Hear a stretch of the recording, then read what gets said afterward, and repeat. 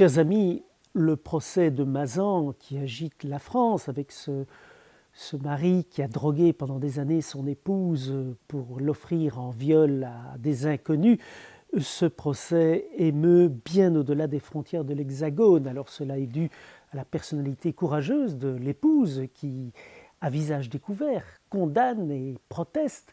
C'est dû aussi à cette personnalité hors cadre que je laisse au psychiatre de cet époux.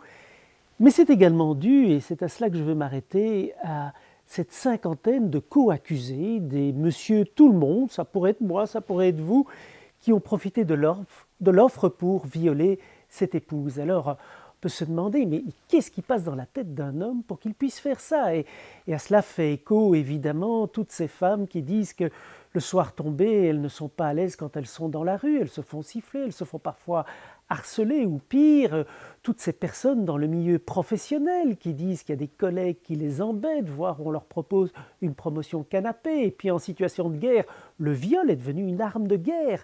Et alors évidemment, nous pensons à tous ces cas d'abus dans des institutions dont l'Église, où des clercs ont abusé d'enfants, mais aussi d'adultes, et parfois les plus illustres parmi eux, nous pensons à l'abbé Pierre.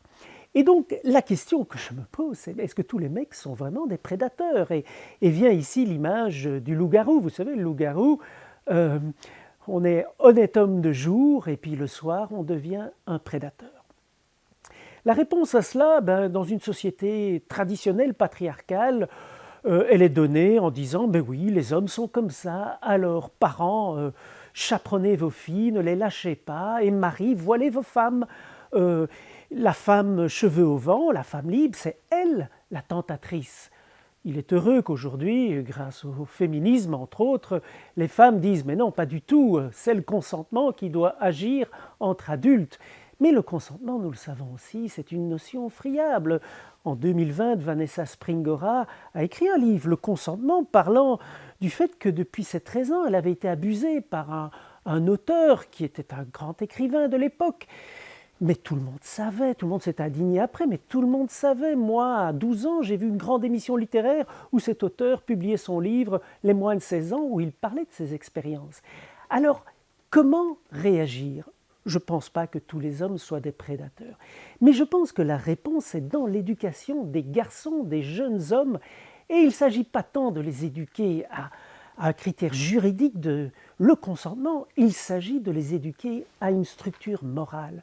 Vous voyez, le puritanisme et le libertinage, c'est la même chose. Ils coupent l'âme du corps.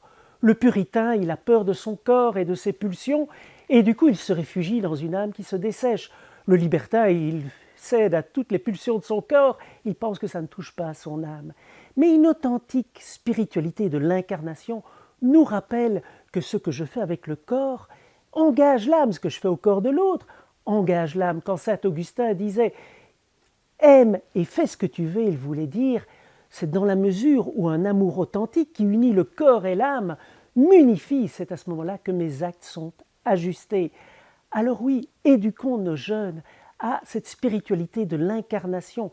Aime et fais ce que tu veux. Le langage du corps doit devenir le chant de l'âme. C'est quand le poète en nous naît que le prédateur commence à disparaître. Demandons cela pour nos jeunes et en ce temps de l'Avent, rappelons-leur cette lumière qui doit nous ouvrir vers un chemin de Noël. Bonne journée.